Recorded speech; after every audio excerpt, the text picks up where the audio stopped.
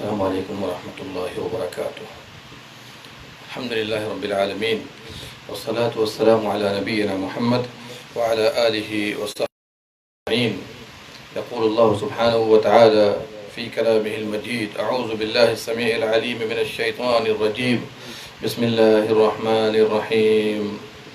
يا أيها الذين آمنوا كتب عليكم الصيام كما كتب على الذين من قبلكم لعلكم تتقون أياما معدودات، فمن كان منكم مريضا أو على سفر فعدة من أيام أخر، وعلى الذين يطيقونه فدية طعام مسكين، فمن تطوع خيرا فهو خير له، وأن تصوموا خير لكم إن كنتم تعلمون۔ وقال تعالى في مقام آخر: فإن آمنوا بمثل ما آمنتم به فقد اهتدوا، وإن تولوا فإنما هم في شقاق، يهلكهم الله وهو السميع العليم، صبغة ومن أحسن من الله صبغة ونحن له عابدون۔ میرے بھائیو دوستو، رمضان کا مہینہ ہمارے درمیان ہے۔ یہ اللہ کا مہمان ہے جو چند دنوں کے لیے آپ کے پاس آیا ہے، اور یہ جن لوگوں نے اس کی قدر کی ہے، یہ رمضان کا مہینہ اور یہ روزہ اللہ کے نزدیک ان کے لیے شفاعت کرے گا۔ روزہ کہے گا کہ یا اللہ، یہ صبح سے شام تک بھوکے پیاسے رہتا تھا، تیرے لیے بھوک برداشت کرتا تھا، پیاس برداشت کرتا تھا، حالت میں رہ کر نیک اعمال بجا لاتا تھا، اے اللہ تو اسے معاف کر دے۔ اسی طریقے سے جو لوگ رات کو قیام اللیل کرتے ہیں یا قیام کرتے ہیں اور لمبا قیام کرتے ہیں، یہ قرآن قیام اللیل میں پڑھنے والے اور سننے والے، یہ قرآن بھی شفاعت کرے گا۔ قرآن کہے گا باری تعالیٰ، ہم نے اس کو رات میں سونے سے دور رکھا تھا، یہ آرام کم کر، اللہ ہماری سفارش کو قبول کر لے۔ تو باری تعالیٰ روزہ اور قرآن دونوں کی شفاعت کو قبول کرے گا۔ میرے بھائیو، وقت کی نزاکت کو دیکھتے ہوئے آپ کے سامنے میں یہ بات رکھنا چاہتا ہوں کہ ہم اور آپ کن کو اپنا نبی اور رسول مانتے ہیں؟ سبھی لوگ جواب دیں گے اپنے نبی آخری رسول محمد صلی اللہ علیہ وسلم کو اپنا نمونہ مانتے ہیں، ہم ان کے پیچھے چلتے ہیں۔ لیکن سوال یہ پیدا ہوتا ہے کہ کیا رمضان کے مہینے میں یہ نمونہ ہمارے سامنے ہے؟ رمضان کے مہینے میں صبح سے شام تک، پھر شام سے لے کر صبح تک ہم اپنے نبی محمد صلی اللہ علیہ وسلم کا نمونہ سامنے رکھتے ہیں، یا ہم نے کچھ عبادتیں کی اور باقی اوقات میں اپنی مرضی سے ان اوقات کو گزارتے ہیں؟ اس لیے میرے بھائیوں، سب سے پہلے نبی اکرم صلی اللہ علیہ وسلم کا نمونہ آپ کے سامنے پیش کرنا چاہتے ہیں۔ سلف صالحین، صحابہ، تابعین عظام، ائمہ کرام، محدثین عظام، ان کا بھی نمونہ آپ کے سامنے رکھنا چاہتا ہوں کہ وہ رمضان المبارک کو کس طرح گزارا کرتے تھے۔ میرے بھائیوں، اس بات کو بخوبی یاد رکھیے، اس کی ضرورت کیوں پڑی؟ اس لیے کہ ہم عبادت کم کرتے ہیں اور ہمیں اس کا احساس بھی نہیں ہوتا۔ جی، اور ہمیں اگر کوئی سمجھاتا ہے تو ہم پلٹ کر وار کر کے اس کو جواب دے دیتے ہیں، اینٹ کا جواب پتھر سے دیتے ہیں اور الٹی باتیں شروع کر دیتے ہیں۔ نہیں میرے بھائیوں، یہ ہماری ذمہ داری ہے کہ اپنے اندر احساس پیدا کریں۔ سلف صالحین کی عبادت کے بارے میں گفتگو کرنے کی ضرورت اس لیے پیدا ہوئی تاکہ ہم بیدار ہوں، اس قیمتی وقت کو، ان قیمتی لمحات کو ہم ضائع نہ کریں، اس لیے کہ جس نے رمضان کو ضائع کر دیا در حقیقت وہ محروم ہے، دنیا میں بھی ضائع ہوا، آخرت میں بھی ضائع ہوا۔ آئیے میں آپ کے سامنے یہ نمونہ رکھنا چاہتا ہوں کہ اسلاف کرام رمضان کے مہینے میں کس طرح، اور تمام سلف کے نمونے اس بات کو واضح کرتے ہیں کہ وہ اپنے قیمتی اوقات کو صحیح اور عبادات میں استعمال کیا کرتے ہیں۔ تمام سلف کے نمونے اور ان سب کے سردار محمد صلی اللہ علیہ وسلم کا حال آپ نے سنا ہے؟ اللہ اکبر۔ علامہ ابن قیم رحمہ اللہ فرماتے ہیں کہ نبی صلی اللہ علیہ وسلم کا نمونہ رمضان میں یہ ہوا کرتا تھا کہ تمام عبادات میں سبقت کیا کرتے تھے، زیادہ سے زیادہ عبادات بجا لاتے تھے۔ آپ صلی اللہ علیہ وسلم جب رمضان ہوتا تو سب سے زیادہ سخاوت کیا کرتے تھے، اور اس وقت سب سے زیادہ سخی ہو جاتے جب جبریل علیہ السلام سے ملاقات ہوئی، تیز ہوا، تیز آندھی سے بھی زیادہ صدقات و خیرات کیا کرتے تھے۔ اور اس میں صدقات و خیرات ہے، احسان ہے، تلاوت قرآن ہے، نماز ہے، ذکر ہے، اعتکاف ہے، تو رمضان میں زیادہ سے زیادہ عبادات بجا لاتے، یہاں تک کہ صلہ رحمی کرتے، لوگوں کو افطار کراتے۔ یہ نمونہ نبی صلی اللہ علیہ وسلم کا موجود ہے۔ آئیے رمضان میں سلف صالحین قرآن کو کس طرح پڑھا کرتے تھے، تو ہم پاتے ہیں سلف صالحین قرآن میں رمضان کے مہینے میں قرآن کا زیادہ سے زیادہ اہتمام کرتے۔ امام بخاری رحمۃ اللہ علیہ کے بارے میں آیا ہے، جب رمضان کی پہلی رات ہوتی تمام دوستوں کو، ساتھیوں کو جمع کرتے، انہیں نماز پڑھاتے اور ہر رکعت میں 20 آیت پڑھتے، یہاں تک کہ قرآن کو ختم کرتے تھے۔ اور سحر میں، رات میں، اللہ اکبر، 1/3 یا آدھا قرآن پڑھ لیا کرتے تھے، اور ہر رات کو قرآن ختم کرتے تھے، اور ختم کے وقت میں کہتے تھے کہ اللہ تعالیٰ ختم کے وقت کی دعا کو قبول کرتا ہے۔ امام شافعی رحمۃ اللہ علیہ کے بارے میں آیا ہے کہ رمضان میں 60 ختم کیا کرتے تھے نمازوں کے علاوہ، پورے رمضان کے اندر ہر مہینے 1 ختم کرتے۔ امام شافعی کے بارے میں آیا ہے کہ ہر مہینے 30 ختم کرتے، اور رمضان میں 60 ختم قرآن کیا کرتے تھے۔ اللہ اکبر۔ بعض لوگوں کو اشکال پیدا ہوگا کہ نبی صلی اللہ علیہ وسلم نے فرمایا کہ جس نے 3 دن سے کم میں ختم کیا اس نے قرآن کو سمجھا ہی نہیں۔ میرے بھائیو، اس پر مداومت نہیں کرتے، بلکہ رمضان کے مہینے میں کثرت سے قرآن پڑھا کرتے تھے، کیونکہ یہ قیمتی لمحات ہے، قیمتی مہینہ ہے، اور یہ قیمتی عبادت ہے۔ آئیے سلف صالحین رمضان کے مہینے میں قیام کس طرح کیا کرتے تھے۔ عام دنوں میں سلف صالحین کا طریقہ ہوتا تھا کہ وہ اتنی عبادت کرتے تھے شب و روز کہ رمضان میں اس کے مقابلے میں بہت زیادہ عبادت نہیں کر پاتے، چونکہ عام دنوں میں ہی اپنے اوقات کو عبادتوں سے معمور کر لیا کرتے، بھر دیا کرتے تھے۔ ابو مسلم کے بارے میں آیا ہے، جن کو آگ میں ڈالا گیا اور آگ نہیں جلائی، وہ اپنے بارے میں کہتے ہیں کہ اگر مجھ سے کہہ دیا گیا کہ جہنم کی آگ سلگا دی گئی ہے، جوش دی گئی ہے، تم چاہو تو اپنے عمل میں زیادہ کر لو، اضافہ کر لو، زیادتی کر لو، تو کہتے ہیں کہ میرے پاس طاقت نہیں کہ میں زیادہ کر سکوں۔ کیوں؟ اس لیے کہ جو بھی وقت ملتا عبادتوں سے معمور کیا کرتے تھے، بھر دیا کرتے تھے۔ صفوان بن سلیم کے بارے میں اگر ان سے کوئی کہتا کیا قیامت کل قائم ہوگی، جو چاہو زیادہ سے زیادہ عبادت کر لو، تو صفوان بن سلیم کہتے ہمارے پاس وقت نہیں ہے کہ ہم زیادہ عبادت کر سکیں، چونکہ انہوں نے بھی اپنے قیمتی اوقات کو عبادتوں سے معمور کر رکھا تھا۔ اسی طرح حماد بن سلمہ، اگر ان سے کہا گیا کہ آپ کل مر جائیں گے، آپ کل فوت ہو جائیں گے، کچھ عمل زیادہ کر لیں، تو یہ کہتے کہ ہمارے پاس وقت نہیں ہے زیادہ کہ اب ہم زیادہ عمل کر سکیں۔ اس پر علامہ ذہبی رحمۃ اللہ علیہ تعلیق لگاتے ہوئے کہتے ہیں کہ تمام اوقات کو عبادت اور اوراد سے معمور کیا کرتے تھے۔ میرے بھائیو، اسلاف کرام کی عام زندگی جو بھی وقت ان میں ہوتا تو اللہ کی عبادت میں، تلاوت قرآن میں، قیام اللیل میں لگایا کرتے تھے۔ آج ہم کس چیز سے دوچار ہو چکے ہیں؟ ہم سے دوچار ہیں۔ وہ ہم کیا ہیں کہ ہم مشغول ہیں، ہم مصروف ہیں۔ مصروفیت کیا ہے؟ کچھ نہیں ہے سوائے اس کے تھوڑی دیر کچھ دنیاوی تعلیم لے لی، کام کر لیا، اور اسی میں ہم مشغول بنے ہوئے ہیں، جبکہ مشغول کچھ بھی نہیں ہے، لیکن اپنے آپ کو مشغول شو کرتے ہیں، ظاہر کرتے ہیں کہ ہم مشغول ہیں۔ اگر ہم چاہیں تو اپنے وقتوں کو ترتیب دے کر کے تمام نیک اعمال کو زیادہ سے زیادہ بجا لا سکتے ہیں۔ میرے بھائیو، دنیا کا کام کرنے سے کوئی روکتا نہیں، اپنے گھر کا کام کاج کرنے سے کوئی روکتا نہیں آپ کو، لیکن یہ کام وقت آپ کو بچتا ہے، آپ اس کو کہاں لگاتے ہیں؟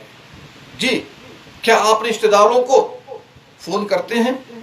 کیا ان سے حال چال معلوم کرتے ہیں؟ ان کی خیریت معلوم کرتے ہیں، کبھی ان کی زیارت کرنے جاتے ہیں. قریبی تو قریبی، دور، دونوں طرح کے رشتہ داروں کی ہمیں زیارت کرنی چاہیے.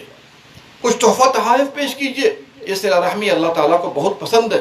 خاص طور سے رمضان کے مہینے میں ان کی دیکھ ریکھ کریے اور ان کو تحفے تحائف دیجئے، افطار کے سامان دیجئے. اس سے محبت بڑھے گی، آپ کی میں اضافہ ہوگا، برکت ہوگی، روزی میں برکت ہوگی، ترقی ہوگی. کیا نبی صلی اللہ علیہ وسلم مشغول نہیں تھے، مصروف نہیں تھے؟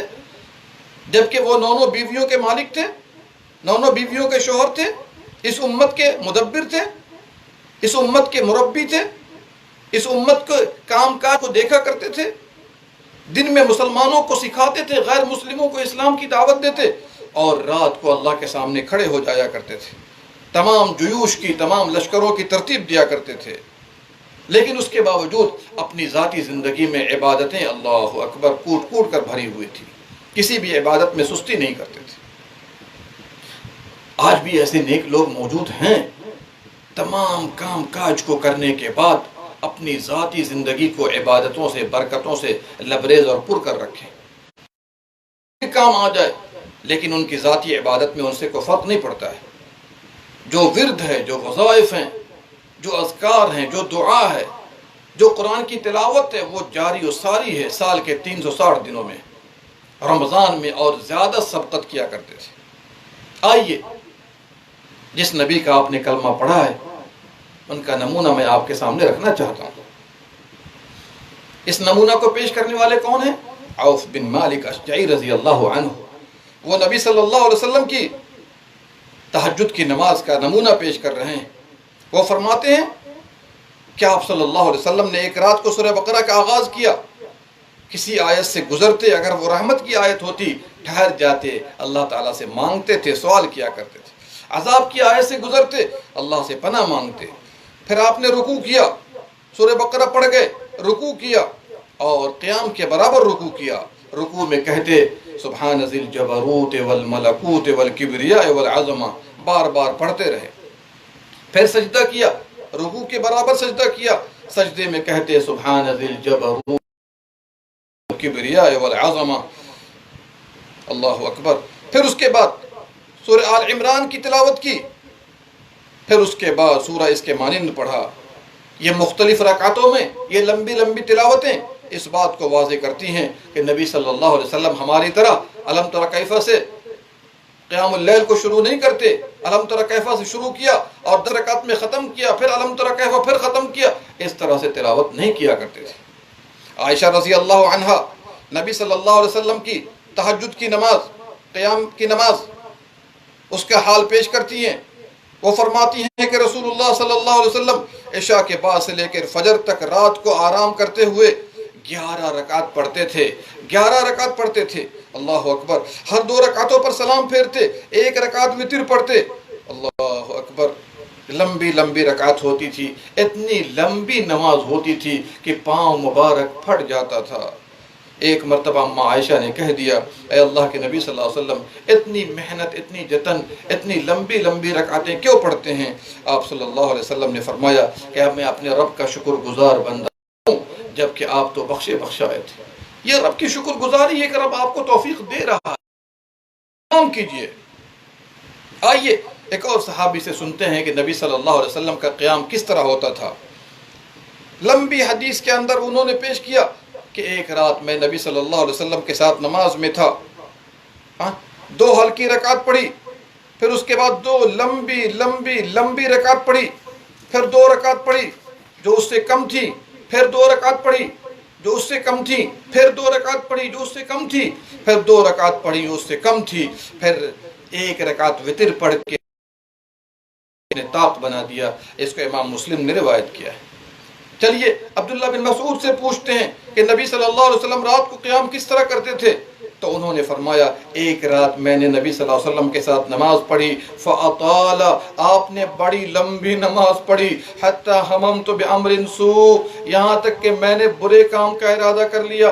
لوگوں نے کہا برا کام کیا تھا جس کا آپ نے ارادہ کیا؟ کہا کہ میں نے ارادہ کر لیا کہ اب میں بیٹھ جاؤں، مجھ میں اقتدا کرنے کی طاقت باقی نہیں ہے اور میں چھوڑ کر چلا جاؤں. یا سبحان اللہ، یہ بخاری کی روایت ہے۔ حذیفہ بن یمان اسی طرح نقل کرتے ہیں کہ میں نے ایک رات نبی صلی اللہ علیہ وسلم کے ساتھ نماز پڑھی، آپ نے سورہ بقرہ پڑھا، میں نے سوچا 100 آیت پر رکوع کر لیں گے، پھر آگے چلتے رہے، یہاں تک کہ میں نے سوچا کہ چلو ایک رکعت میں پوری سورۃ بقرہ کو پڑھ لیں گے، پھر آگے چلتے رہے، پھر سورہ نساء کی تلاوت شروع کی، پھر اس کو پڑھ گئے، پھر سورہ آل عمران کی تلاوت کی، اور آپ صلی اللہ علیہ وسلم بڑے اطمینان سے پڑھا کرتے تھے۔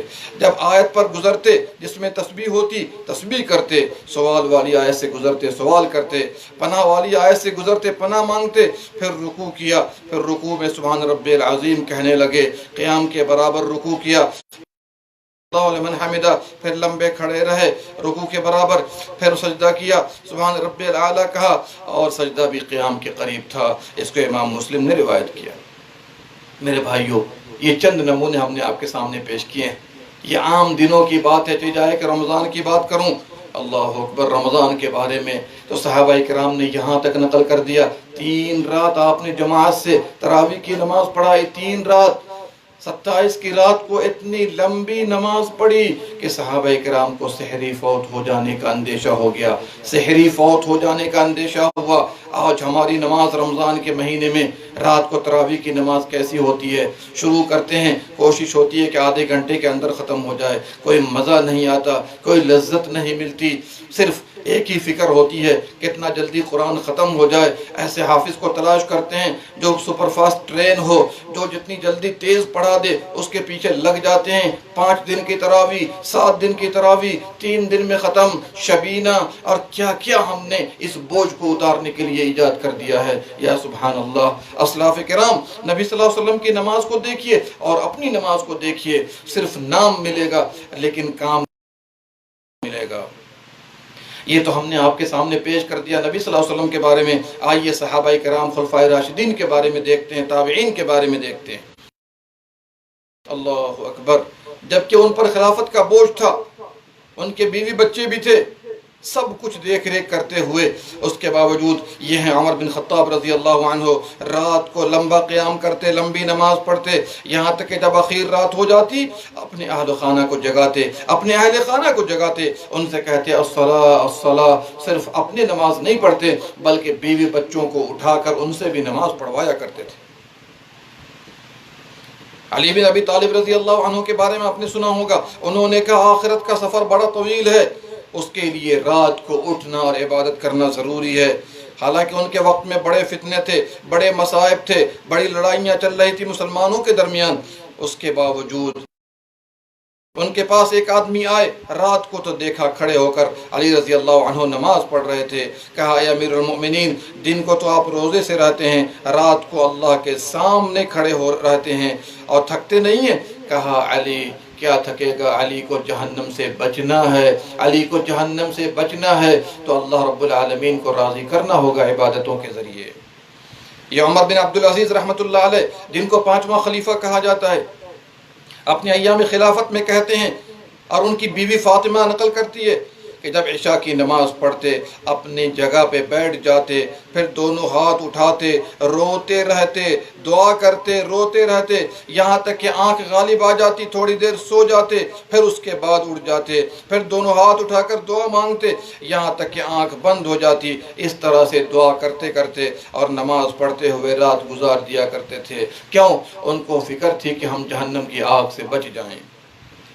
اگر اس طرح سے آپ تلاش کرنا شروع کریں گے، اللہ اکبر، ان میں سے بعض لوگ علم میں مشغول ہوتے، بعض لوگ حفظ حدیث میں مشغول ہوتے، بعض لوگ طلب علم میں مشغول ہوتے، اور بہت سے لوگ قیام میں مشغول ہو جایا کرتے تھے۔ میرے بھائیوں، اس طرح کے واقعات اگر میں سنانا شروع کروں، اللہ اکبر، سفیان ثوری رحمۃ اللہ علیہ اپنے ساتھیوں کے ساتھ پوچھنے لگے کہ تم رات کو کیا کیا کام کرتے ہو، تو ان سبوں نے بتایا، پھر آپ خاموش رہے۔ سفیان ثوری، لوگوں نے ان سے کہا یا ابا عبداللہ اخبرنا، کہ ہم نے تو اپنے بارے میں خبر دے دیا، بس آپ ہمیں خبر دیں کہ آپ کیا کرتے ہیں۔ کہا جی میں تو رات میں تھوڑی دیر سو جاتا ہوں، اللہ جتنا چاہتا ہے، پھر اس کے بعد جگتا ہوں اللہ کی، اس لیے کہ جب میں صبح شروع میں سو لیتا ہوں اور جب بیدار ہوتا ہوں اس کے بعد بستر کی طرف پلٹتا نہیں ہوں۔ امام احمد اہل سنہ والجماعہ، امام احمد بن حنبل رحمۃ سنت والجماعت کہا جاتا ہے۔ ان کے بیٹے عبداللہ ان کے بارے میں بتاتے ہیں کہ رات کو مغرب اور عشاء کے درمیان بھی نماز پڑھا کرتے تھے، عشاء کے بعد رات کے ورد میں مشغول ہو جاتے تھے، تھوڑی دیر سو جاتے، پھر اس کے بعد صبح تک قیام کیا کرتے تھے۔ اللہ اکبر۔ میرے بھائیوں، یہ اسلاف کرام کے چند نمونے ہم نے پیش کیے ہیں کہ رات کو انہوں نے صرف سونے کے لیے نہیں بنایا، بلکہ سو لیتے، یہاں آرام کر لیتے، اس کے بعد اللہ کی عبادت میں، قرآن میں، تہجد میں مشغول ہو جاتے تھے۔ ہمارا حال عام دنوں میں کیا ہے؟ لہو و لعب میں، موبائل میں، فیس بک میں، واٹس اپ میں، ٹویٹر میں، انسٹاگرام میں، اور پتہ نہیں کیا کیا بلاؤں میں ہم داخل ہو چکے ہیں کہ رات کی قدر نہیں کرتے، دن کی قدر نہیں کرتے، اللہ کی قدر نہیں کرتے، رسول اللہ کی قدر نہیں کرتے، اور کتنی برائیوں میں مصروف ہیں، یہاں تک کہ رمضان کے مہینے میں بھی اپنے آپ کو ضائع کیے بیٹھے ہیں۔ بعض اسلاف کرام کے بارے میں آیا ہے رات کو 3 حصے میں تقسیم کرتے تھے، رات کو 3 حصے میں تقسیم کرتے تھے۔ اللہ اکبر۔ ایک حصہ سوتے تھے، ایک حصہ قرآن کی تلاوت کرتے تھے، اور ایک حصہ قیام اللیل میں لگا دیا کرتے تھے۔ اور سر فہرست اس میں اللہ اکبر عمرو بن دینار کا نام آتا ہے، ابو عبید قاسم بن سلام کا نام آتا ہے، امام شافعی اور سلف کی ایک جماعت کا نام آتا ہے۔ وہ اس طرح تقسیم کیا کرتے تھے۔ میرے بھائیوں، ہمارے سروں پر جوئی تک نہیں رینگتی ہے، ہم رمضان کے مہینے میں بھی ہم لہو و لعب میں لگے رہتے ہیں، اس کو بھی ہم ضائع کر دیتے ہیں، اور ایک بات بھی ہمارے دلوں پر سرایت نہیں کرتی ہے۔ حالانکہ اسلاف کرام ایک کلمہ سن لیتے، اپنے نیک لوگوں سے، نبی صلی اللہ علیہ وسلم سے پوری زندگی میں حرکت پیدا ہو جاتی تھی۔ آپ کو معلوم ہے عبداللہ ابن عمر رضی اللہ عنہ، نبی صلی اللہ علیہ وسلم کا معمول تھا ہر فجر کی نماز پڑھنے کے بعد صحابہ سے پوچھتے کوئی ہے جس نے رات کو خواب دیکھا ہو؟ اگر کوئی بیان کرتا تو نبی صلی اللہ علیہ وسلم خواب کی تعبیر سنایا کرتے تھے۔ ایک مرتبہ عبداللہ ابن عمر رضی اللہ عنہ خواب میں دیکھتے ہیں کہ میرے پاس 2 فرشتے آئے جہنم کے پاس۔ کہاں لے گئے؟ جہنم کے پاس لے گئے۔ جہنم بہت گہری تھی، ان میں ہم نے کچھ لوگوں کو دیکھا جن کو میں پہچانتا تھا۔ باللہ من النار، اعوذ باللہ من النار، اعوذ باللہ من النار۔ پھر اس کے بعد ان سے فرشتے ملے، یہ خواب کی بات ہے، ان سے فرشتے ملے اور میں آپ کو ڈالا نہیں جائے گا، جہنم میں آپ کو نہیں ڈالا جائے گا۔ یا سبحان اللہ۔ پھر اس کے بعد نبی صلی اللہ علیہ وسلم کے پاس تشریف لے گئے تو دیکھا کہ بڑا رش ہے، وہاں سے واپس آ گئے۔ حفصہ رضی اللہ عنہ جو ان کی بہن ہے، ان کو انہوں نے بتایا، اور حفصہ نے نبی صلی اللہ علیہ وسلم کو بتایا۔ اس خواب کو سننے کے بعد نبی صلی اللہ علیہ وسلم فرماتے ہیں نعم الرجل عبداللہ، کیا ہی بہتر انسان عبداللہ ابن عمر ہے، اگر یہ رات کو قیام کرے، اگر یہ رات کو قیام کرے، تہجد کی نماز پڑھے۔ جب ان کے کان میں یہ بات پہنچی کہ نبی صلی اللہ علیہ وسلم نے ان کے بارے میں فرمایا کہ کیا ہی بہتر انسان عبداللہ ہے، عبداللہ ابن عمر، اگر یہ رات کو قیام، اللہ اکبر، فکان عبداللہ لا ینام من اللیل الا قلیلا، رات کو عبداللہ بن عمر کرتے تھے اور رات کو تہجد میں عبادات میں مصروف رہا کرتے تھے۔ لیکن ہماری راتیں کیسی گزرتی ہیں؟ نعوذ باللہ من ذالک، یہ بتانا بہت مشکل ہے۔ لہو و لعب میں، موبائل میں، واٹس اپ میں اور یوٹیوب کے اندر آ کے کیا کیا بلا میں، اور یہاں تک کہ برائی بھی شروع کر دیتے ہیں، اور کیسی کیسی برائی ہوتی ہے یہ ہمیں بتانے کی ضرورت نہیں ہے۔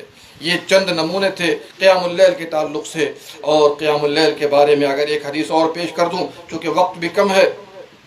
صاحب بن یزید کہتے ہیں عمر بن خطاب رضی اللہ عنہ نے ابی بن کعب اور تمیم داری کو حکم دیا کہ رمضان کے مہینے میں لوگوں کو قیام کرائیں، اور ایک روایت میں موطا امام مالک کے اندر ہے کہ 11 رکعت، تو قاری جو ان کو تراویح پڑھاتا تھا 100 آیتیں ایک رکعت میں پڑھتا تھا۔ صحابہ اور تابعین کہتے ہیں کہ ہم لوگ طول قیام کے سبب ڈنڈے پر ٹیک لگایا کرتے تھے، طول قیام کے سبب ڈنڈے پر ٹیک لگا لیتے تھے، اور ہم لوگ نماز سے کب فارغ ہوتے؟ فجر کے وقت میں، فجر کے قریب ہم لوگ فارغ ہوا کرتے تھے۔ کیا پتہ چلا؟ کہ وہ لوگ رات بھر قیام کرتے تھے، رمضان کے مہینے کو اس طرح ضائع نہیں کیا کرتے تھے، تھوڑی دیر آرام کرتے، اللہ کی عبادت میں مصروف ہو جاتے۔ کیوں؟ ہم و غم تھا اللہ کو راضی کرنا، اپنے آپ کو جہنم سے آزاد کرانا، اور مغفرت والوں کی لسٹ میں اپنے آپ کو داخل کرنا۔ یہاں تک کہ عبد الرحمن بن ہرمز کہتے ہیں قرہ لوگوں کو قیام کراتے تھے، سورہ بقرہ پڑھتے تھے 8 رکعت میں، 8 رکعت میں سورہ بقرہ پڑھ ڈالتے تھے، اور بڑی صاف تلاوت ہوتی، سپر فاسٹ ٹرین کی طرح نہیں پڑھا کرتے تھے۔ اور جب قرہ 12 رکعت پڑھاتے تو لوگ سمجھتے کہ انہوں نے ہلکا پن کا مظاہرہ کیا ہے۔ اس طرح سے اگر آپ غور کیجئے گا تو آپ کو معلوم ہوگا کہ اسلاف کرام رمضان کے مہینے کو عبادتوں سے معمور کیا کرتے تھے۔ رمضان کی عبادتوں میں سے ایک عبادت یہ بھی ہے کہ وہ مال و دولت بھی خرچ کیا کرتے تھے، غریبوں کی، یتیموں کی دیکھ ریکھ کیا کرتے تھے، افطار کا سامان مہیا کرتے تھے۔ نبی صلی اللہ علیہ وسلم نے فرمایا جو آدمی کسی روزہ دار کو افطار کرا دے تو روزہ رکھنے والے کے برابر اس کو اجر و ثواب ملے گا، اور روزہ رکھنے والے کے ثواب میں کمی نہیں ہوگی۔ وَكَانَ أَجْوَدُ مَا يَكُونُ فِي رَمَضَانَ، سب سے زیادہ نبی صلی اللہ علیہ وسلم سخاوت کس میں کرتے تھے؟ رمضان کے مہینے میں، خاص طور سے جب جبریل سے ملاقات ہوتی تھی تو تیز تند ہوا اور آندھی سے بھی زیادہ آپ سخاوت کیا کرتے تھے۔ میرے بھائیوں، یہ روایت آپ نے بار بار سنی ہے۔ رمضان کا مہینہ چل رہا ہے اور لوگ لاک ڈاؤن سے بھی متاثر ہیں، کیا ہم نے کتنے غریبوں کی دیکھ ریکھ کی ہے وہ بتائیے، کتنے غریبوں تک ہم نے روزہ افطار کروایا، کتنے غریبوں کے گھر ہم نے راشن پہنچایا۔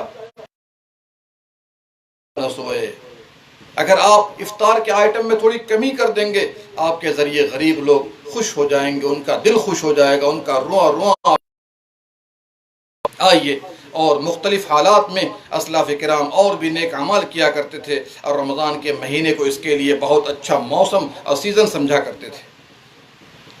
اور اسی لیے عبداللہ بن مسعود رضی اللہ عنہ فرماتے ہیں میں کبھی بھی ندامت و افسوس نہیں کیا، لیکن اس دن ندامت و افسوس کیا جس دن میں نے کوئی زیادہ نیک عمل نہیں بجا لایا ہے، اس لیے کہ وقت کو ضائع کرنا موت سے زیادہ سخت ہے ان کے لیے۔